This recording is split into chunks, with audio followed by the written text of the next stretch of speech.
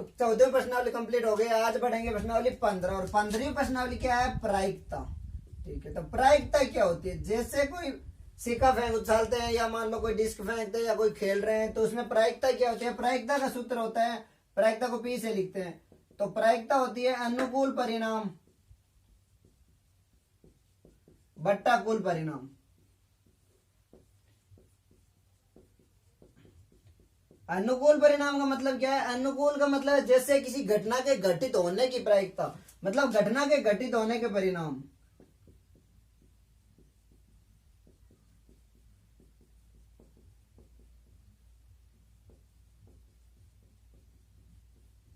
बट्टा कुल परिणाम। तो पूरी 15वीं प्रश्नावली में सिर्फ ये एक ही सूत्र है, प्रायिकता। प्रायिकता क्या होती है, अनुकूल परिणाम बट्टा कुल परिणाम, या फिर जैसे किसी घटना के घटित होने के परिणाम बट्टा कुल परिणाम। जैसे मैं मान लो अगर किसी सिक्के को उछालते हैं, अगर सिक्के को उछालते हैं तो दो आते हैं, या तो हेड आएगा या टेल, चित या पट आता है। अब अगर किसी ने पूछ रहा है कि एक सिक्के का एक बार उछाला जाता है तो हेड आने की प्रायिकता, तो मैं पी और क्या पूछ रहा है, हेड। तो हेड आने की प्रायिकता, अनुकूल परिणाम क्या मतलब हेड घटित होने की, एक ही है ना, तो हेड आने का एक है बट्टा कुल कितने, कुल दो परिणाम है तो एक बट्टा दो, ये होती है प्रायिकता। तो प्रायिकता हो गया अनुकूल परिणाम बट्टा कुल परिणाम। पूरी 15वीं प्रश्नावली में सिर्फ और सिर्फ ये एक ही फॉर्मूला है, उसके अलावा कोई फॉर्मूला नहीं है। अब थोड़ा और बेसिक पढ़ लेते हैं। प्रायिकता हमेशा है ना 0 से बड़ी या उसके बराबर होती है, मतलब 0 से कम नहीं हो सकती प्रायिकता, और 1 से कम या उससे बराबर होती है, मतलब प्रायिकता 1 से कम ही होगी या उसके बराबर होगी। यानी मैं ये बोल सकता हूं कि प्रायिकता का मान 0 से बड़ा या उसके बराबर और 1 से छोटा या उसके बराबर होता है। तो प्रायिकता 0 से बड़ी होगी और 1 से छोटी होगी। और इसके अलावा एक क्या, जैसे मतलब P अगर घटना घटित हो रही है, किसी घटना को घटित होने को अगर PE से दर्शाते हैं, तो P के नहीं होने को, यह तो होता है घटना घटित होना, घटित होना, घटना को घटित होना को PE से दर्शाते हैं। अब E की जगह कुछ भी हो सकता है, जैसे सिक्के में H है तो हेड है, अब टेल है तो टी लिखूंगा मैं। और PE बार क्या होती है, या P बार बोल सकता हूं, या PE बार। PE बार क्या होती है, घटना घटित न होने की प्रायिकता, घटना घटित न होने की प्रायिकता।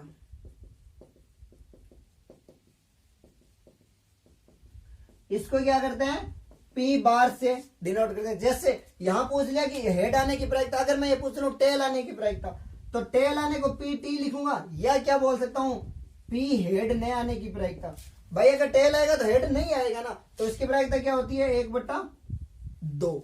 तो प्रायिकता है ना हमेशा 1 से बड़ी और 0 से बड़ी और 1 से छोटी होती है। इसका मतलब क्या है, इसका मतलब यह है कि P घटना घटित होना प्लस PE बार, मतलब घटना का घटित न होना, दोनों मिला के दोनों का योग कितना होता है, 1 होता है। क्योंकि मान लो अगर किसी घटना के घटित होने की प्रायिकता अगर तुम्हें किसी में दे दे कि PA बराबर है 0.15, तो PA बार क्या होगा, तो PA बार क्या होगा, PE प्लस PE दोनों मिला के 1 होता है, तो ये कितना होगा, PA बार प्लस PA दोनों मिला के क्या होगा, 1। तो PA बार कितना होगा, PA बार हो जाएगा 1 माइनस PA, यानी 1 माइनस 0.15 कितना हुआ, 0.85।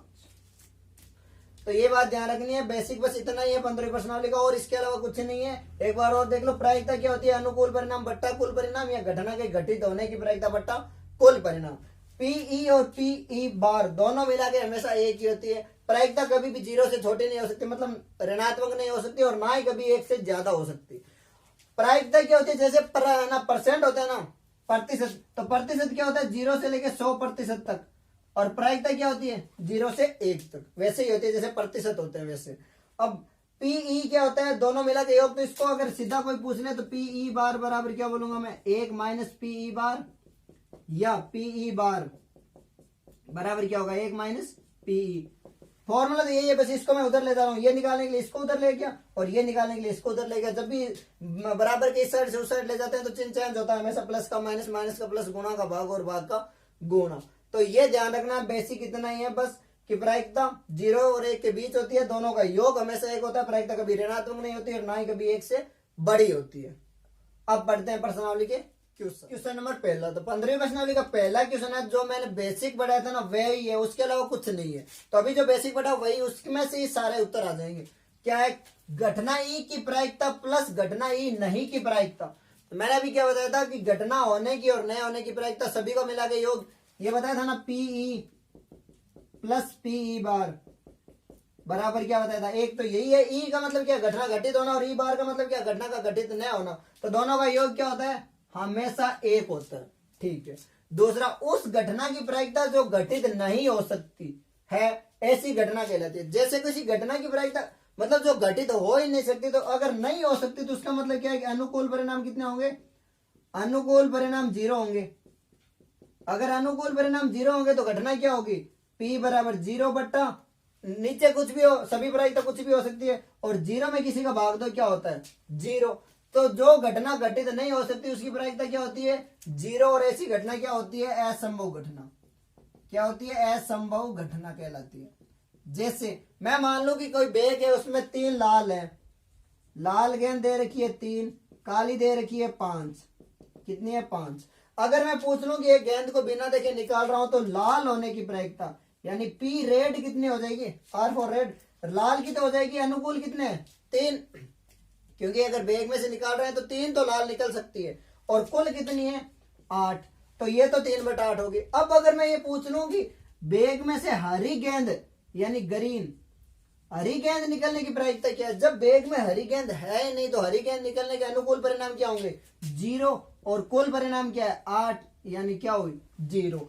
तो किसी बैग में अगर काली और लाल ही गेंद है, उसमें से क्वेश्चन पूछ ले कि हरी गेंद निकलने की प्रायिकता क्या होगी, 0। और ऐसी घटना क्या कहलाती है, असंभव घटना, क्योंकि जब बैग में गेंद ही नहीं है हरी, तो ये असंभव ही हुआ। अगला क्वेश्चन, उस घटना की प्रायिकता जिसका घटित होना निश्चित है, प्रायिकता ऐसी घटना कहलाती है जिसका घटित होना निश्चित है, उसकी प्रायिकता कितनी होती है, 1। और ऐसी घटना क्या कहलाती है, निश्चित घटना। जैसे अब भी क्या क्वेश्चन था कि एक बैग में 3 लाल और 5 काली गेंद है। अब मैं अगर बोल दूं कि एक बैग में 3 लाल ही गेंद है, काली है ही नहीं, और उस बैग में से मैं एक गेंद बिना देखे निकाल रहा हूं, तो लाल गेंद आने की प्रायिकता क्या होगी, तो रेड की प्रायिकता क्या होगी, अनुकूल परिणाम कितने, 3, और कुल परिणाम 3, तो 3/3 क्या हुआ, 1। क्योंकि अगर बैग में लाल ही गेंद है और मैं अगर एक गेंद बगैर देखे निकाल रहा हूं, तो गेंद तो लाल ही होगी ना, चाहे उसमें 10 गेंद हो या 20 गेंद हो। हाँ, अगर 2 टाइप की गेंद है, लाल और काली, तब तो कोई सी भी निकल सकती है। तो उस घटना की प्रायिकता जिसका घटित होना निश्चित है कितनी होती है, 1। और ऐसी घटना क्या कहलाती है, निश्चित घटना। ठीक है। अगला क्वेश्चन, किसी प्रयोग की सभी प्रारंभिक घटनाओं की प्रायिकता का योग क्या होता है, प्रायिकताओं का योग अभी पहले क्वेश्चन में बताया था, कितना होता है, 1। तो इसका उत्तर क्या होगा, 1। लास्ट, किसी घटना की प्रायिकता से बड़ी या उसके बराबर होती है तथा डेश से छोटी या उसके बराबर होती है। मैंने क्वेश्चन में पहले बेसिक बताया था कि पी का मान 0 या उससे बड़ा और 1 या उससे छोटा होता है, और पी यहाँ क्या है, प्रायिकता, यानी किसी घटना की प्रायिकता 0 से बड़ी या उसके बराबर हो सकती है। जैसे अभी आया था इसमें 0 और उसके तथा 1 से छोटी या उसके बराबर। जैसे इसमें 0 आया था ना भाई, अगर मान लो कोई बैग है उसमें लाल गेंद है ही नहीं और मैं लाल गेंद निकालूंगा तो 0 होगी। तो किसी की घटना 0 हो सकती है या उससे बड़ी होगी, बड़ी या उसके बराबर हो सकती है, 0 से छोटी नहीं हो सकती, और 1 से छोटी या उसके बराबर होगी, क्योंकि 0 से कम नहीं हो सकती और 1 से बड़ी नहीं हो सकती। तो पहले का उत्तर यही है। बस ये ध्यान रखना कि घटना की प्रायिकता 0 भी हो सकती है और 1 भी हो सकती है, 0 और 1 के बीच में होगी, 0 से कभी छोटी नहीं होगी, 1 से बड़ी नहीं होगी। क्वेश्चन नंबर 2, दूसरा क्वेश्चन क्या है, निम्नलिखित प्रयोगों में किन किन प्रयोगों का परिणाम मान समप्रायिक है, स्पष्ट कीजिए। तो सबसे पहले समप्रायिक होता है क्या, समप्रायिक का मतलब क्या है कि प्रायिकता समान हो। सम का मतलब क्या होता है, समान, और प्रायिक यानी प्रायिकता, यानी कोई एक कुछ भी है उसकी प्रायिकता समान है या नहीं। अगर प्रायिकता समान है तो क्या होगी, समप्रायिक, और समान नहीं है तो समप्रायिक नहीं होगी। जैसे अगर मान लो मैं सिक्के को उछाल रहा हूं एक बार, अगर सिक्के को एक बार उछालूंगा तो या तो हेड आएगा या टेल आएगा। तो पी हेड आने की प्रायिकता क्या है, 1/2, क्योंकि अनुकूल परिणाम 1 और कुल परिणाम 2 है। यही पी टेल आने की प्रायिकता क्या है, 1/2, यानी 1/2 और 1/2 क्या है, समप्रायिक है। इसका मतलब यही क्या है, समप्रायिक। ठीक है। अब अगर यही सिक्का मैं 2 बार उछालूं, तो 2 बार अगर उछालूं तो क्या आएगा, हेड हेड या हेड टेल या टेल हेड आ सकता है या फिर टेल टेल। तो इसमें प्रायिकता समप्रायिक नहीं है ना, इसमें दोनों हेड आने की प्रायिकता क्या है, दोनों बार हेड आने की प्रायिकता है 1/4। एक हेड और एक टेल आने की प्रायिकता क्या है, हेड टेल या टेल हेड, इसकी प्रायिकता है 2/4 यानी 1/2, और एक टेल आने की प्रायिकता, दोनों टेल आने की प्रायिकता क्या है 1/4। तो इसमें क्या है 1/4, 1/2 और 1/4। तो ये परिणाम क्या है समप्रायिक नहीं है। या मान लो अगर एक पासे को फेंका जाता है और पूछ ले 2 बार फेंका जाता है पासे को, और दोनों का योग 5 आने की प्रायिकता, दोनों का योग 6 आने की प्रायिकता, तो ये भी क्या होंगे समप्रायिक नहीं होंगे।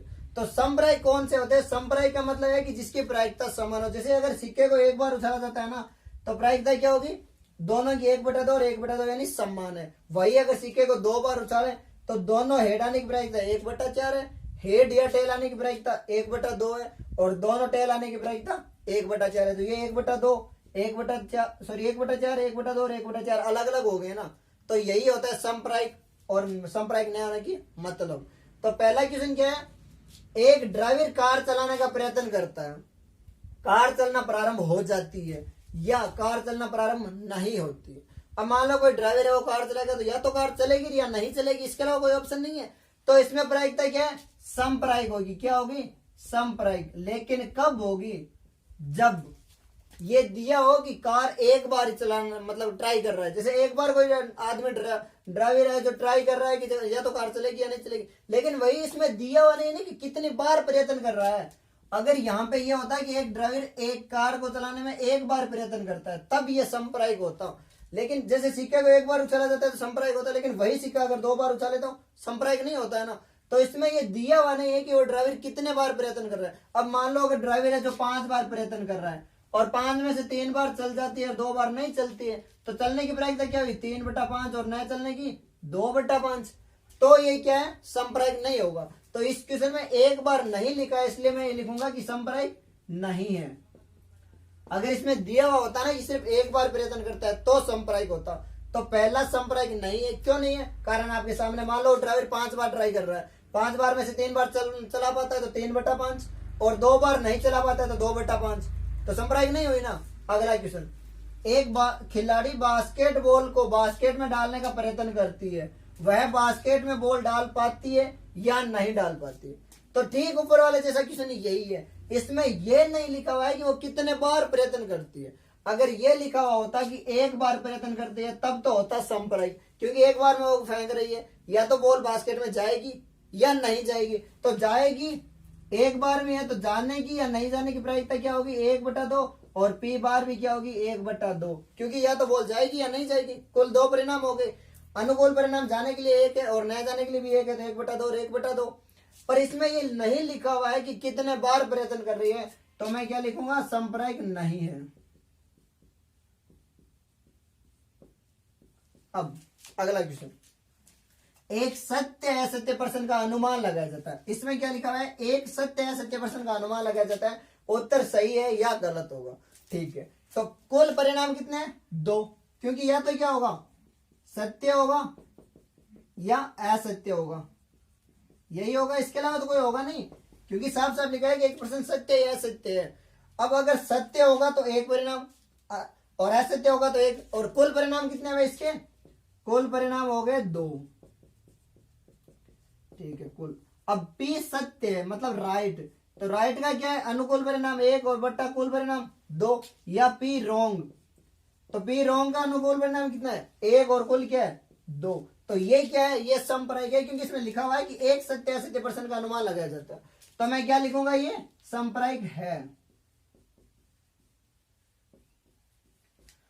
ठीक है, यही अगर मान लो ये होता कि 5 सत्य असत्य प्रश्नों का अनुमान लगाया जाता है, तब नहीं पता ना, हो सकता है 5 में से 3 सत्य हो, 2 असत्य हो, या 2 सत्य हो 3 असत्य हो, तब ये समप्रायिक नहीं होगा। लेकिन यहाँ पे प्रश्न साफ साफ लिखा है कि एक सत्य असत्य प्रश्न का अनुमान लगाया जाता है। ठीक है, अगला, एक बच्चे का जन्म होता है, वह लड़का है या लड़की है। एक बच्चे का जन्म हो रहा है तो बच्चा या तो लड़का होगा या लड़की होगा, दूसरा तो कोई तीसरा ऑप्शन ही नहीं है। तो अगर मान लो पी लड़का यानी बॉय है, तो लड़के होने के लिए अनुकूल परिणाम कितना है 1, और कुल परिणाम लड़का या लड़की 2, तो 1/2। इसी प्रकार P girl, G for girl, तो पी लड़की होने की प्रायिकता क्या होगी अनुकूल परिणाम 1 और कुल 2, तो ये भी क्या है समप्रायिक है। अब अगर यही क्वेश्चन होता कि 2 बच्चे होते हैं, एक ही जगह अगर मान लो 2 दिया होता कि 2 बच्चों का जन्म होता है, एक लड़का है या एक लड़की है, तो ये क्या हो जाता, संप्रायिक नहीं होता, क्योंकि फिर ये हेड टेल की तरह इसकी तरह हो जाता। हो सकता है दोनों लड़के हो सकता है दोनों लड़कियां हो सकता है एक लड़का और एक लड़की हो। तो यहाँ इस क्वेश्चन में संप्रायिक पूछा है, तो सबसे पहले पता होना चाहिए कि संप्रायिक होता क्या है। संप्रायिक का मतलब है कि उन सभी प्रायिकतों का परिणाम है ना जो समान होना चाहिए। तो पहले वाले में समान नहीं है इसलिए संप्रायिक नहीं है, दूसरा वाले में समान नहीं है तो संप्रायिक नहीं है, तीसरे में समान है तो संप्रायिक है, चौथे में भी समान है तो संप्रायिक है।